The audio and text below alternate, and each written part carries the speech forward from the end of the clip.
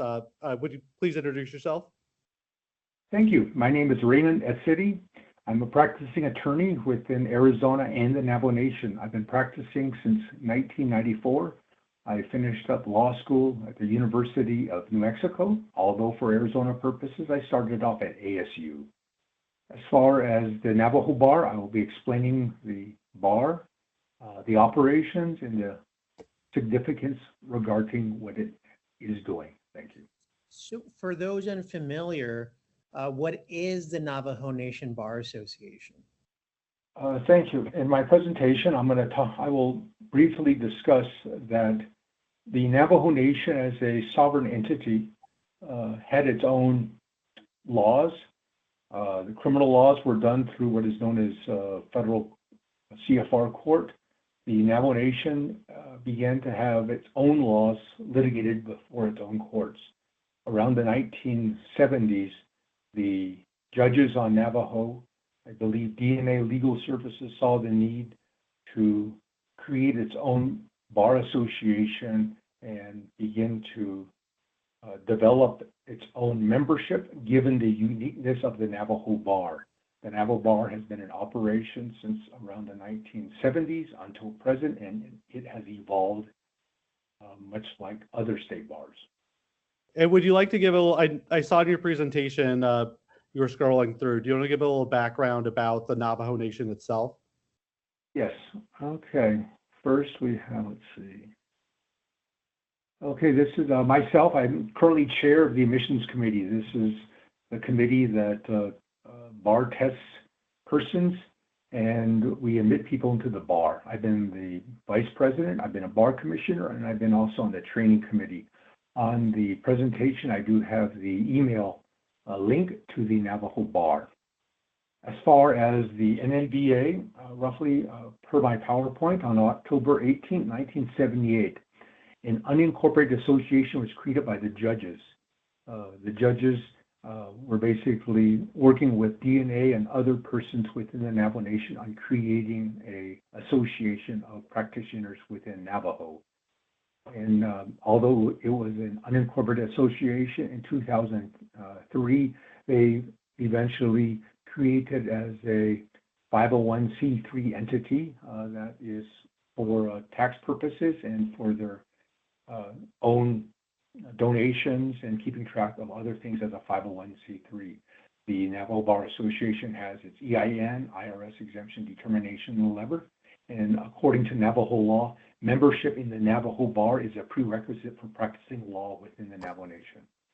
You have to be a member of the Navajo Nation to join the Navajo Nation Bar Association. Oh, no, I'll go through the protocols and procedures, but if you are a non-Indian, you would need to have graduated from a law school, ABA accredited law school. You will submit in your application, take a Navajo bar exam. There's a 70% pass rate on the bar, at which point you'll then be familiar with Navajo culture, Navajo law, and be sworn in to practice within Navajo. Okay. And on October 18, 1978, we have here resolution of the judges of the Navajo Nation by a vote to 50 in favor, 14 opposed. The members who were practicing approved the articles at that time. The judges of the Navajo Nation have approved the bylaws and articles, and we operate by those. On the screen itself, you basically have members at the time, judges, Judge Homer Bluehouse, he was one of our Supreme Court justices, Judge John, Judge Lynch, Judge Neswood, and Judge Walters. Right now, one member that I'm trying to get for the Legacy Project is Justice Tom So. He was around back then, and he's not a practicing, he's a retired judge, but he knows a lot about the history, but I'm having others trying to get his contact information. Regarding the articles that were approved back in 1978, as it states here, it's an unincorporated nonprofit. It's known as the Bar Association, the office in Winter Rock. It's promoted to encourage professionalism and practice, to regulate practitioners to the bar of the Navajo Nation, to encourage and establish training, to assist recruitment, to advise the court on rule changes, and to recommend to court legislation to enhance. So at which point the Navajo Nation in 1978 created the Navajo, or the judges created the Navajo Bar Association. Other parts of it, members, all persons admitted to practice shall upon admission become members. At that time, they had practitioners create standards. There were at that time potentially attorneys and lay advocates, now known as tribal court advocates, who could pass the bar. Many of them did so underneath apprenticeship type of programs in order to then be part of the Navajo Bar. At that time, we did have commissioners. There were no less than 6. We did have a president, treasurer, vice president of the Navajo Bar back in '78. I'm not old enough to have remembered this. I'm old, but not as old, nevertheless. Meetings were held. We had officers. There were ways to do amendments with respect to the Bar Association and its articles, and it was adopted by the association. Now, back in '78, I'm just restating on the presentation the purpose of the bar as to why this was created. Before this, the Navajo Nation Bar Association was created. How did you practice law in the Navajo Nation? Good question.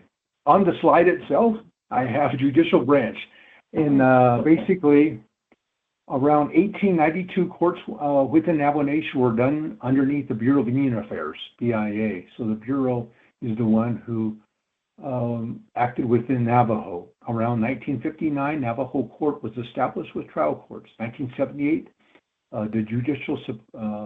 the Supreme Judicial Council of the Navajo Council was created.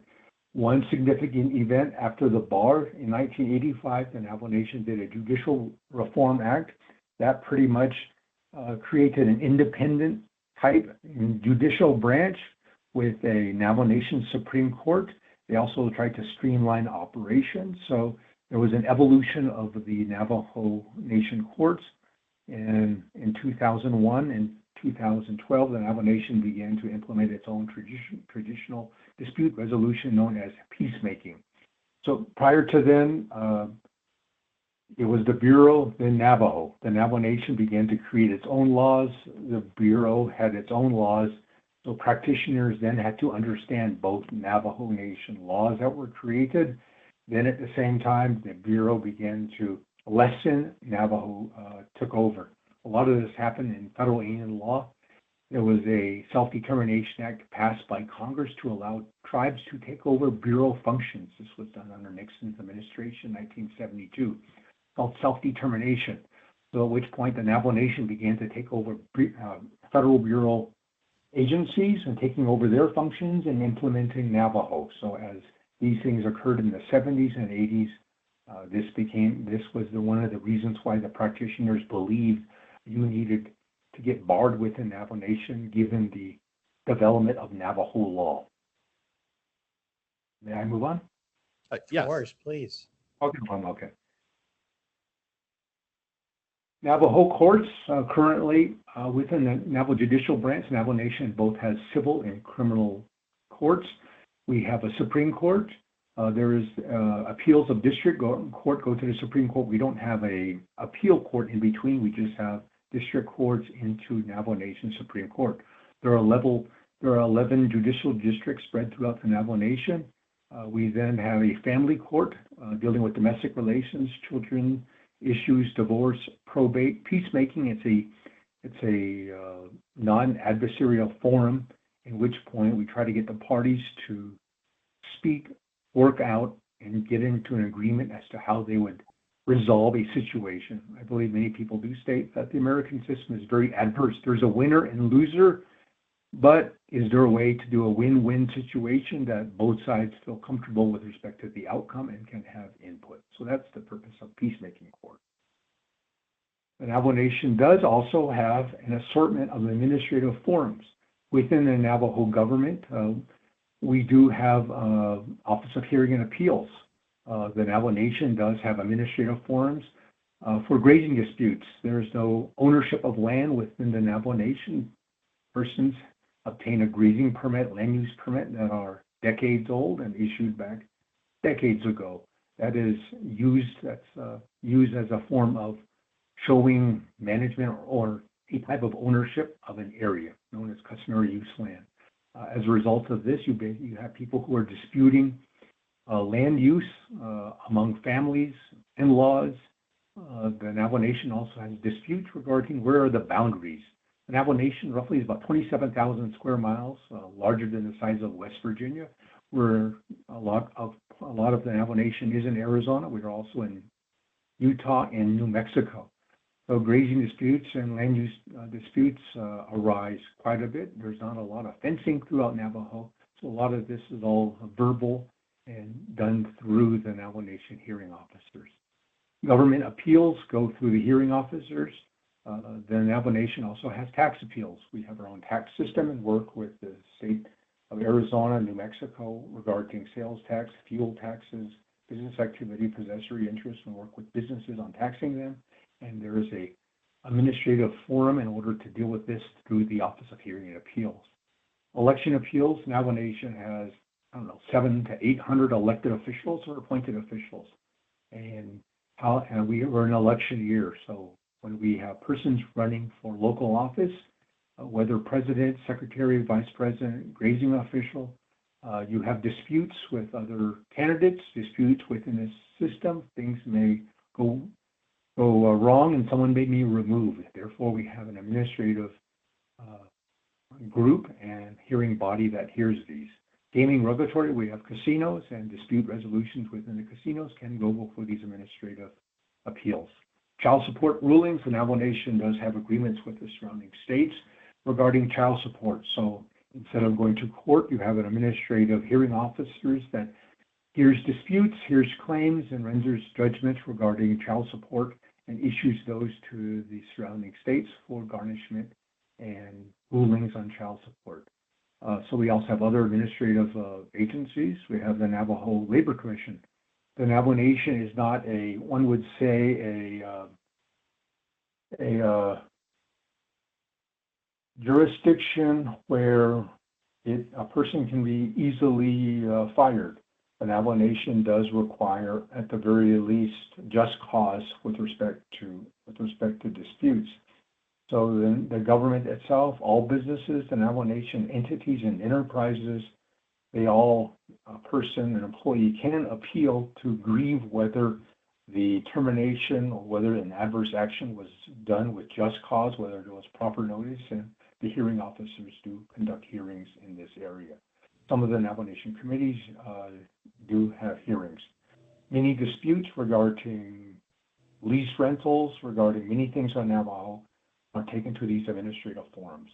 On a side note, the Navajo Nation does have around 19 different governmental entities, everything from a utility to at least 3 colleges. We then have, at the very least, our housing authority. We do have contracts providing Navajo Nation designating certain hospitals. We have several hospitals throughout the Navajo Nation, numerous school districts, whether federal, state, or potentially private. So all of these entities will have disputes. Numerous businesses. At one point, the Navajo Nation had many coal mines. We still have gas, natural gas, petroleum. There are disputes within those. So all these companies, all these bureaus, all these entities, at some point will have a dispute among the people themselves. They will dispute. So we need a governmental body, the Navajo Nation, that does provide a way for people to file any disputes, file complaints regarding these, and we have a court system and administrative body to handle all of these. How does that sound? Sounds amazing. Very good. I guess one question before we move on: are the laws and the court, is it in English or is it in Navajo or both? The Navajo Nation, let's see. First, we do have codified statutes. Much like all states, laws are passed by the legislative body and then placed within a code book. when I was Chief Legislative Counsel, we published a 4-volume, let's see if I can grab one.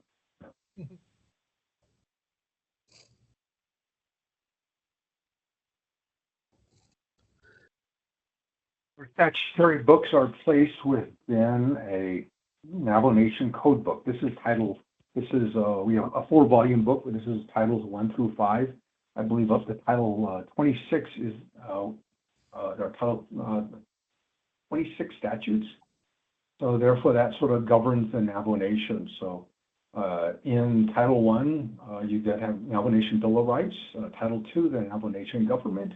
When you start going into the judicial branch, Title 7, property, probably like property, labor, and others, Title 14, 17. So therefore, that is what Navajo Nation works on.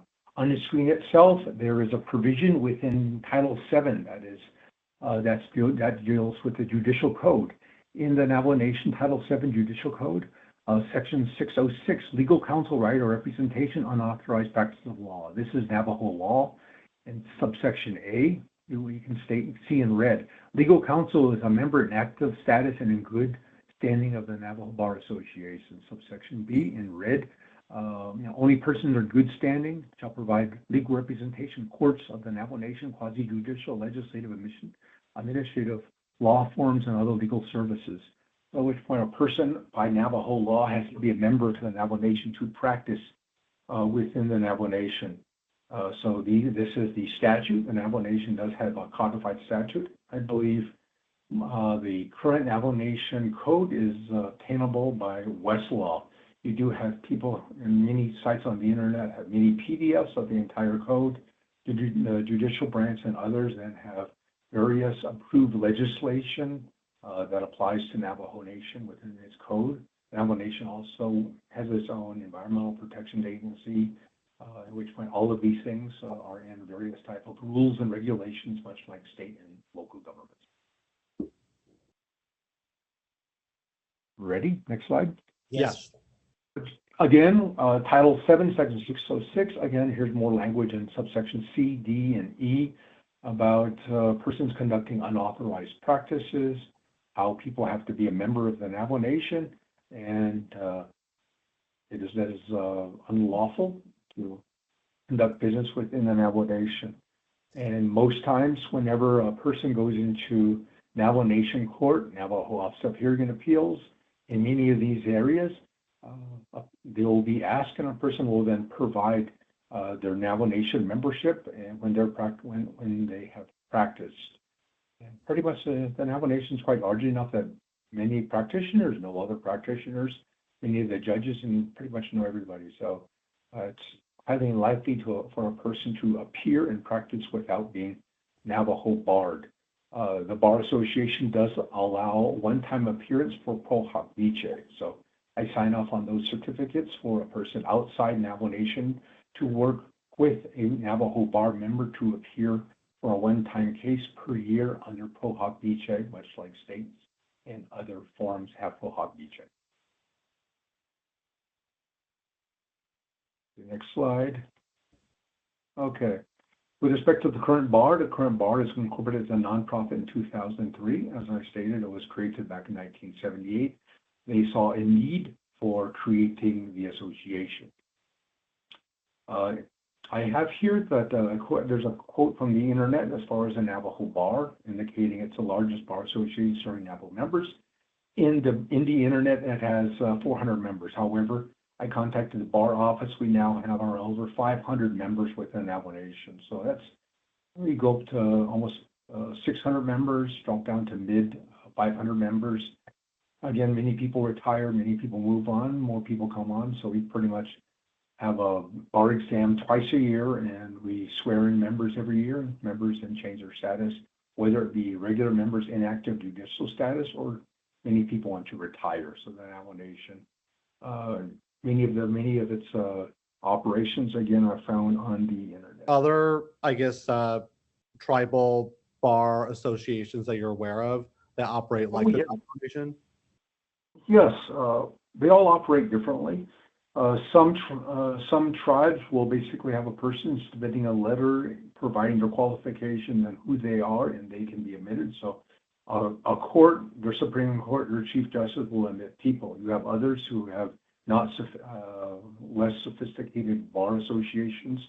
Many of them are trying to determine to what extent they want to practice. And to some extent, it all stems from the development of their laws, statutory laws, their own courts, and they would like persons who appear before their courts, to appear before their council, to at least have some understanding regarding all their laws, their statutes, their customs. So therefore, someone is not advocating for something that is not tribal.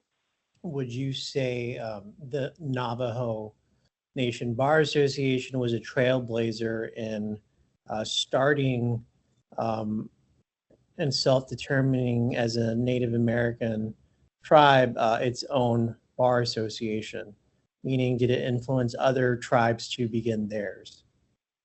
Yes, we have, or I have done many presentations at certain tribal court functions, explaining the Navajo Nation, how it operates. So many tribes are also sort of saying the same thing.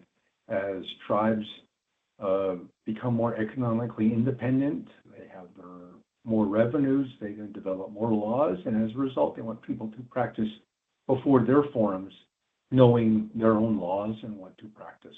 So I would say there's a growing trend over the past several years regarding that. To, I guess, other tribal bar associations, what size is the Navajo Nation Bar? Right now, we're about, I just last checked, around 538 members as of last week. We'll probably have more people swear in. It'll grow again this week. So we pretty much fluctuate up and down within the 500 range. Bar exam, overseen by admissions committee. These are all levied in the bylaws. In August and March, pass rate of 70%. On left is what is being tested. On the right is what was deleted in 2019. The current Navajo bar's subject matters contracts. So that's pretty easy for attorneys, but also when we also go into Navajo custom fundamental law regarding contracts, this is like a common law where a person would agree, handshake, not necessarily be in writing, but what is the agreement, what is the meeting of the mind potentially from Navajo custom and culture regarding contracts. Criminal law, Navajo Nation criminal law. We do have Navajo fundamental law, understanding what is Navajo Nation custom. So we just have a few other questions for you. So, what relationship does the Navajo Nation Bar Association have with the Arizona legal community specifically? Well, I would say that there are not a lot, but there are a lot of members of the Arizona, New Mexico, Utah, even Colorado, who are members, and they are also members of the Navajo Bar. I believe that the Navajo Nation has torts. You'll have a lot of attorneys in the surrounding areas and Flagstaff, Phoenix, who deal with torts and, within the Navajo Nation. Same thing with New Mexico and Arizona. Then we have crimes. There are a lot of businesses that come before Navajo regarding business relations, regarding employment disputes, and again, a lot of attorneys both have the surrounding state bars, Arizona bars, and at the same simultaneously with Navajo bars in practice within that. So you are. So you're a member of the Arizona Bar as well. How does being a member of the Navajo Nation Bar Association shape your practice in Arizona? Well, sometimes within Navajo law, specifically domestic relations, Navajo Nation will basically indicate a procedure, or if not, how something can be handled. However, sometimes within the Navajo Nation system, many of the statutes indicate, that if there's nothing there, then you will look to the state. So a lot of times, looking at the states then provide a way. For instance, probate. Probate as to how those things will be handled there in Navajo. You also have a lot of situations where persons are living on Navajo. They may have addresses. They may be off the reservation. Understanding how Arizona works gives you a good understanding with respect to how Navajo works. So I don't know, maybe one would say in the past, Arizona practitioners would draft up and it became law. Well, that law happens to somewhat follow how Arizona does it. So once you understand how Arizona law works, you understand how Navajo law works. And at the same time, if you're then dealing with clients who are off reservation, that's Arizona bar. When they work on Navajo, that's a Navajo bar. So a person's able then to, attorney's able to then represent their client given their operations and activities off the reservation, their headquarters off the reservation, but then their activities on the Navajo Nation. Also having a bar license, we can sort of see how this interplays with Arizona public schools, or if not hospitals, or if not to some extent utility authorities, because you do have to some extent off the reservation, or if not on the reservation, a regulation of certain activities by the state in Navajo. So therefore, having a bar allows you to deal with both, because the business itself may also have to deal with both. Much like, let's say, the practice of doctors and lawyers, doctors and nurses. The Navajo Nation doesn't have a license for both. A lot of times those may be issued by the state. So therefore, understanding the state system and how that operates will help them with respect to operations within the Navajo Nation. The same thing holds true regarding public schools and others. There's a lot of activities on Navajo that sort of may overlap, and its origin does start from Arizona. What would you hope that future generations understand about the Navajo Nation Bar Association's origins and purpose? That it will not go away. My general view, this goes in the federal Indian law and others, I tend to think that as the United States grew and operated, a lot of people were wondering about tribes and whether they would just be assimilated and no one had to deal with them. However, tribes are not going away. Indian gaming ensures that tribes have revenues now.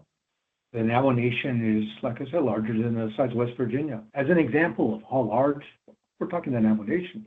If a person leaves Albuquerque, New Mexico, there's a Route 66 casino just outside of Albuquerque. North of that is the beginning of Navajo Nation lands, also a Navajo chapter called Pohajale, used to be called Canancito. If a person drives in, the speed limit for an hour, you get in Grants, New Mexico, Navajo Nation, one of Navajo's sacred mountains is north of you. The Navajo Nation has been north of you the entire time.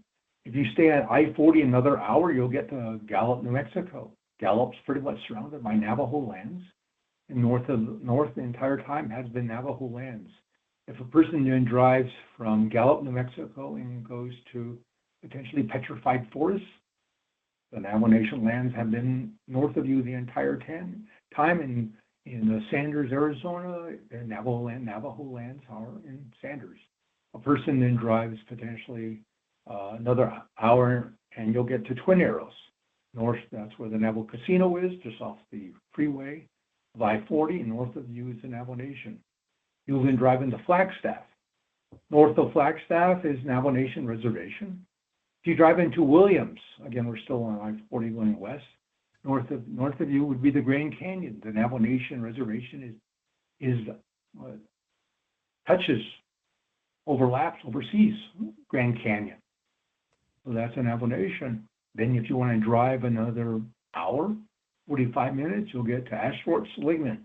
Navajo Nation has a ranch called Big Boquillas Ranch located north of Ashford Seligman. So a person will then have driven from Albuquerque going the speed limit on I-40 for about 6 hours. And the entire time the Navajo Nation has been north of you. We have Navajo people living there. We have businesses. We have operations. None of this is going away. As the Navajo Nation grows, its business operations, its economy, its family, dispute resolutions, ownership disputes, all of these disputes continue to operate because the people have multiplied and continued to grow. And they do so underneath Navajo statutory law, under Navajo law, Navajo custom, underneath a treaty issued by the federal government. And the Navajo Nation spans into New Mexico, into Arizona, into Utah. There's some disputes to what extent we previously were in Colorado. So given all of that, the Navajo Nation will be here forever. I tend to think federal judges may not like it because it doesn't fit their view, their parameter view of how the Constitution of the United States works. But the reality is all these tribes stuck around, are growing, being part of the economy. Right now, as we speak, I think you have around, 4 tribes who have bought casinos there into Las Vegas already. So at which point you currently have and I think Arizona, in Phoenix, you have issues dealing with Salt River and Gila River, all the surrounding tribes in Tucson. And these issues, your issues, will not legally go away. They'll continue until we strengthen. So as a result, someone who has an Arizona bar understands all the tribes in Arizona, understands Navajo, and if they want to practice within Arizona, they're limiting their practice if they don't realize you have other tribes in other areas with other laws that they should also understand. And a lot of them overlap into Arizona law. If you could sum up the Navajo Nation Bar Association's legacy in a few words, what would you say? The Navajo Nation Bar Association was created by legal practitioners and the judges who have a procedure set so people can practice before Navajo courts, Navajo administrative forums, using Navajo law. That's the purpose of the bar, and to regulate the practitioners. On a side note, it's sort of, I don't know, humbling, or you feel bad. Once in a while, I'll see a practitioner show up and not understanding there's a Navajo bar, or they'll assist someone and completely misquote or don't know Navajo law, and you then see them having to withdraw from a case because they just messed up on the onset. It's always a shame. Born in Winslow, lived in Belmont, Flagstaff, Reservation, parent ASU, all my brothers and sisters, either NAU, U of A, so been all around Arizona. I think my family still talks about how they met a young Barry Goldwater as a photographer driving through the reservation. Car broke down and they took him in and fed him as they were talking with a young Barry Goldwater.